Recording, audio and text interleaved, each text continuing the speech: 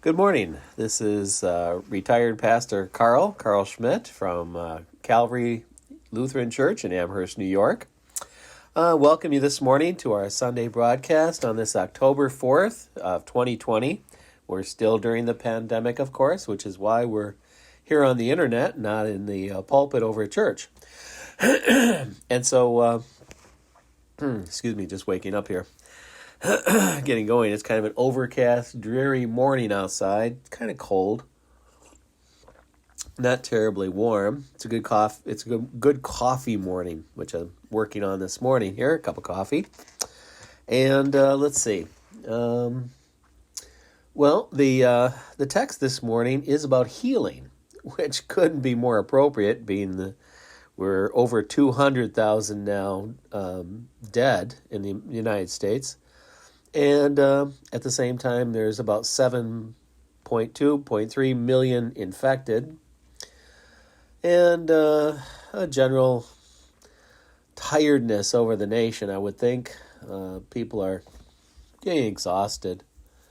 A lot of people are struggling to do their jobs if they can.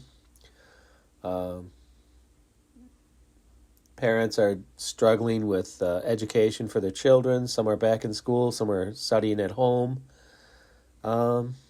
It's difficult. Now we're in the 10th month of this year, October. And October is a lot of time a tough month anyways, because school's getting back in the grind and the weather's changing and becoming cold and flu season. And at the same time, people are busy. It's a very busy season of the year. Well, so things are tough. Well, this text is from the Gospel of Luke, which is assigned for this 17th Sunday after the Feast of Holy Trinity in the church here. The text appointed in the one-year calendar is from the Gospel of Luke, the 14th chapter, the first 11 verses. That's Luke chapter 14, verses 1 through 11. And it came to pass, as he went into the house of one of the chief Pharisees to eat bread on the Sabbath day, that they watched him. And behold, there was a certain man before him which had dropsy.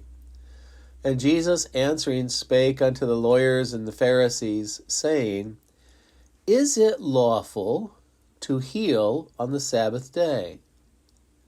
And they held their peace. And he took the man, and healed him, and let him go. And answering them, saying, Which of you shall have a donkey or an ox fall into a pit, and will not right away pull him out, even on the Sabbath day?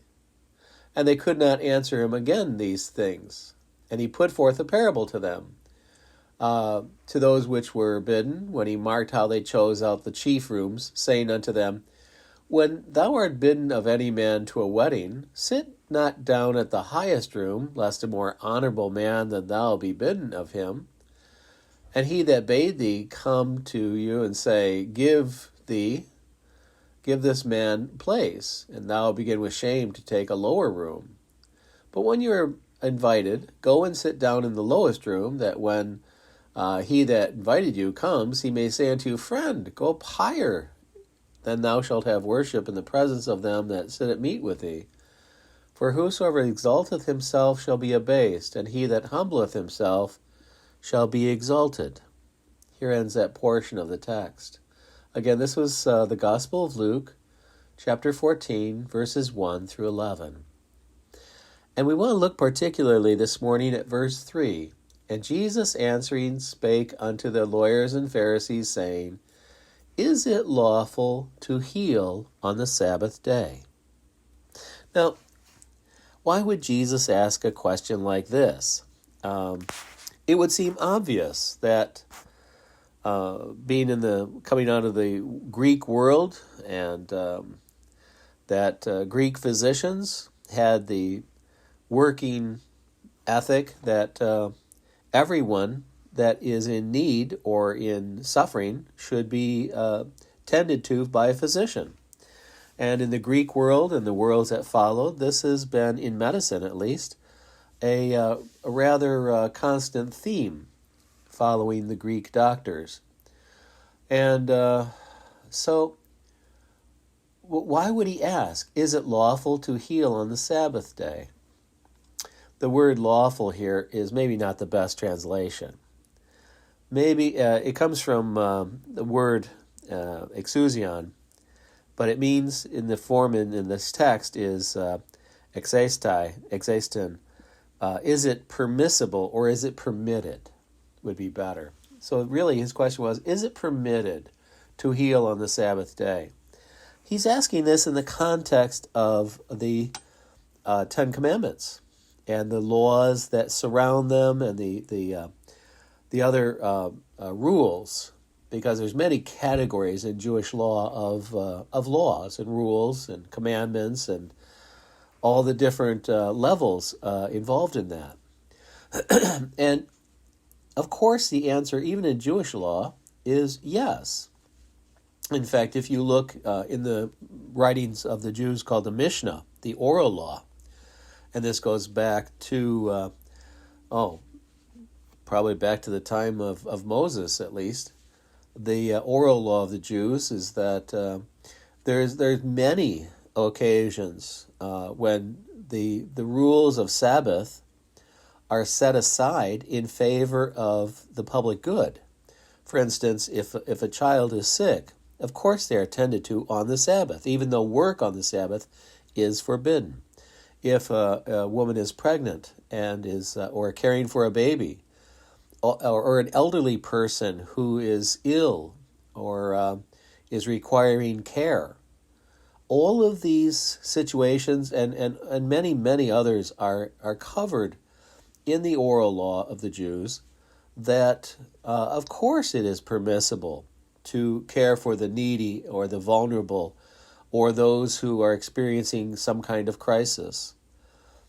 And yet, in Jesus' day, there were those who had a view of the law that was stricter than the law itself.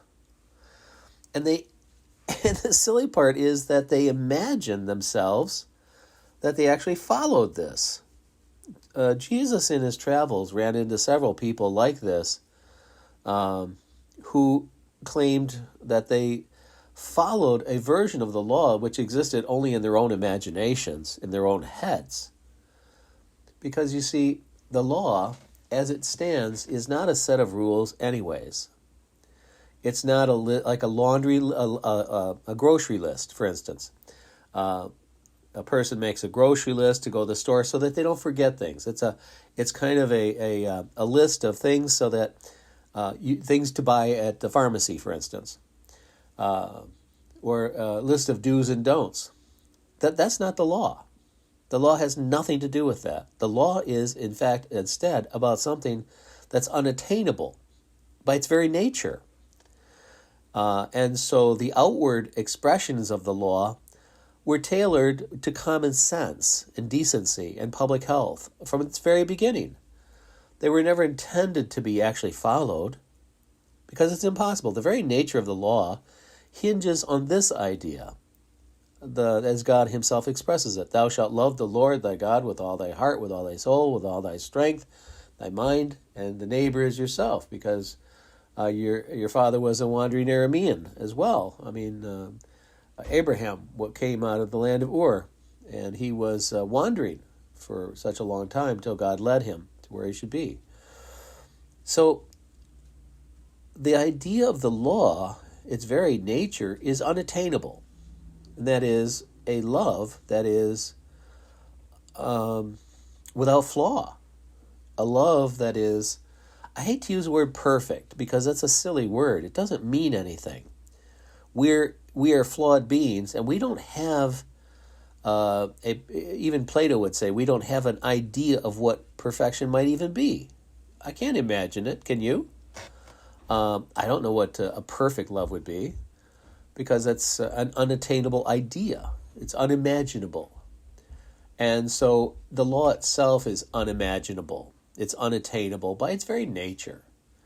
And see, this is what became missing. This is why Jesus asked this question: is it permissible? Is it lawful to heal on the Sabbath day? Well, the answer, of course, was yes, and it's odd that the people that he is addressing, the lawyers and the Pharisees, they held their peace, meaning that they didn't say anything.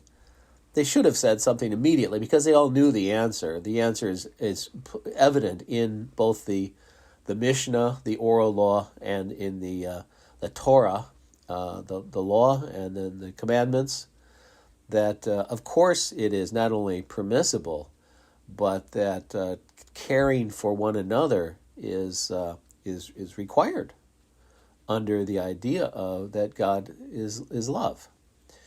And so what Jesus is saying here is, look, the law as it's given in its expression outwardly is expressed in ways that are attainable. Simply caring for a sick child, or dealing with preparing food on a Sabbath day, which is normally not permissible. But if you have a sick grandmother and you're caring for a sick grandmother, of course you have to prepare food, Sabbath or not. And to say otherwise is simply silly, because the law is unattainable, and so as it's expressed, it's given so that it doesn't create havoc and chaos. But these people thought that religion was about law. And Jesus is simply saying, look, even the way the law is written is fudged. It's loopholes. It's made in a practical sense that people can use it without endangering the weak or the frail or the infirm or the sick on a day-to-day basis, that Sabbath being one of the 7 days. And so they were hesitant to even admit the very nature of the law. And there's a reason for this, because if you are trying to become righteous by the law, it's a fool's errand.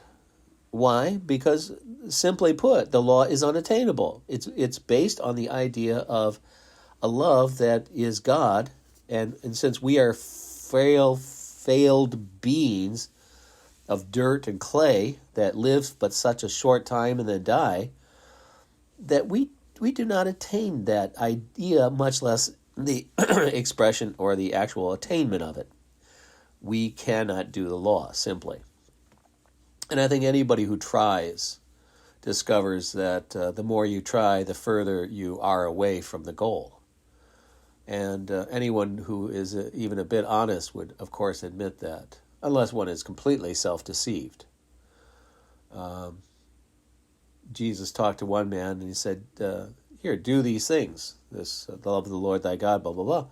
And the young man said, oh, I've done all that since my youth. Self-deceived completely. So here in the text, Jesus is confronting them and saying, look, the law as you have it in all of your rules and expressions is nothing but a guide to live with one another. It's not a way to attain righteousness, because its human expression is not perfect terms. What is the path to righteousness before God, if not through the law? And that is a different word from the same God, mercy. You see, you can't have it both ways. You get one or the other. You either say that you yourself are righteous because you yourself have done something. Beats me what that might be. I don't have a clue. But if you in your deception, self-delusion, you think that you are so wonderful, here's an idea. Go to those nearest to you and ask them how wonderful you are. And you, if you have anyone near you that is still, still willing to be near you, if you take such a self-righteous attitude about life. But if they're honest, they'll tell you, no, you're quite obnoxious in your self-righteousness. And it's tiresome to be near you, because you elicit this absurdity of thought that you are perfect. And I'm not perfect. I'm a dad of 3 kids. We had a 4th, but that one passed before birth. I'm a grandfather of 2, and my other son is hopefully, and his spouse, his husband, are adopting, and hopefully that would be more grandchildren. But as a pastor on top of it, and a husband, there is every place and realm for sin in life, and my failures are a mountain. And if I actually joked with my kids and said, or my grandkids and said, "Hey, isn't Pop perfect?" they would laugh themselves unconscious, because of course I'm not perfect, and they know that full well. In fact, my granddaughter, when she was little, she would go, "Oh, Pop, so bad." Because we would be sharing some little candies, maybe M&Ms, and we divide them, and I'd divide them unequally, and she'd go, "Oh, that's not fair. those are mine." Pop, bad. You see, even a 3-year-old would know that we're not perfect. But so the avenue that does bring us to God is mercy, God's mercy. And this is where God looks at us as failed as we are and as frail as we are, and says, "Yes, I have created a pathway for you to me, for me to bring you to me." How is that? He sent his son, Jesus, to die on the cross. You see, we had nothing to do with this. Nothing. Not a single thing. We didn't inspire it. We didn't deserve it. We are not the authors of it. We didn't create it. We didn't think of it. This is altogether and only God's doing apart from us. That's the nature of mercy. It's completely different from the law. The law would expect from us something. Mercy, on the other hand, expects from us nothing. That is the essential difference between these two. Mercy is a word from the same mouth that speaks the law, and yet it's a word of kindness. Where the law is unattainable, mercy is not only attainable, it's free. It's offered to all. It is already for all, because the Son of God died on the cross for all. This is what the Father accomplished in the whole story of Jesus. And so this is done for all. There's nothing we have to do to deserve it, to attain it. Zero, nada, nothing.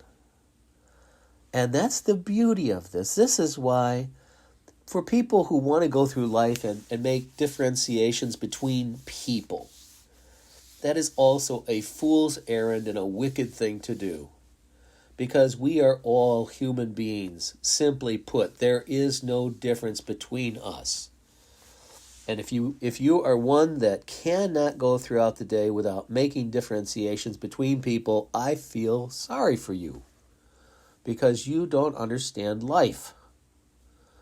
People are simply all under the gospel, all under the mercy of God, the forgiveness of the cross.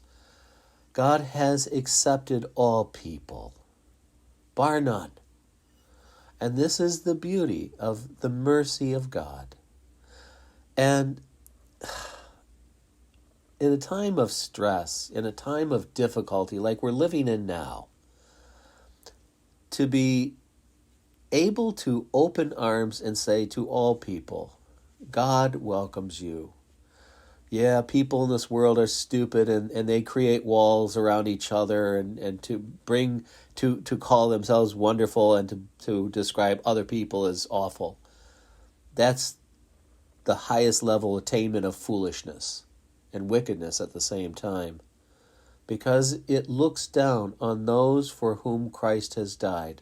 It looks down on those that God invites to himself. It looks down on those for whom the Savior shed his blood. And neither you nor I have that right to look down on anyone else, because that is the nature of mercy, that we share in it equally. We share in it undeservedly and purely by the kindness of the Heavenly Father. That's what makes life livable. This is the nature of what makes people able to share in kindness. And this is unfortunately in short supply these days. If the Christian church has a place in this country and in this world, then it better get back to this message. And those who call themselves Christians, please don't differentiate between people. That's awful. But under the mercy of God, which embraces all the world, for God so loved the world, that idea, then live it. You can't say, well, this is my political life, or this is my job life, or this is my view of race. No, you can't separate that out from if you claim to have religion. That has to be expressed throughout the rest of your life equally. If you claim to be a Christian, then it goes by definition that your definition of race is that there is only one, the human race. And that when it comes to work, that there is equality in all levels, gender, in all areas of matters of race, in all areas of anything, that there is equality.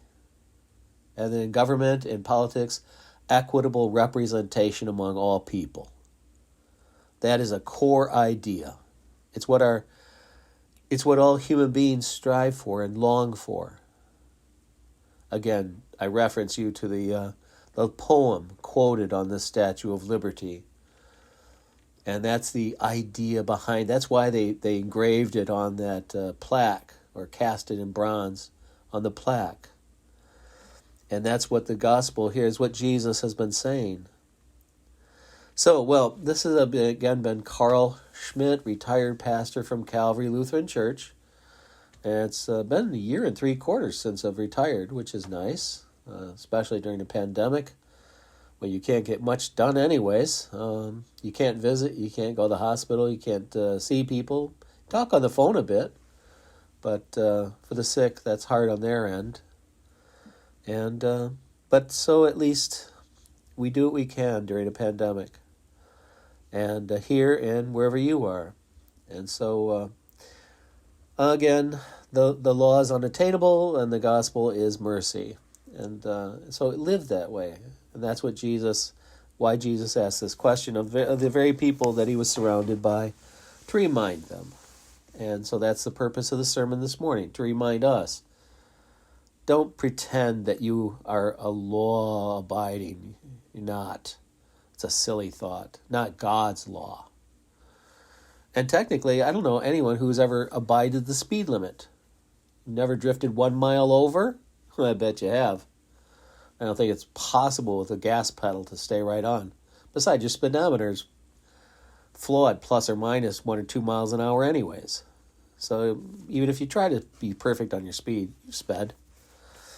So the law is unattainable, so be kind to others. Share mercy. Look at people the same. There is only one human race, and we're all part of it. Take care. Be well. Wear a mask. That's going to go on for a while. And get your flu shot if your doctor says you can. Go get one. Take care. Bye-bye.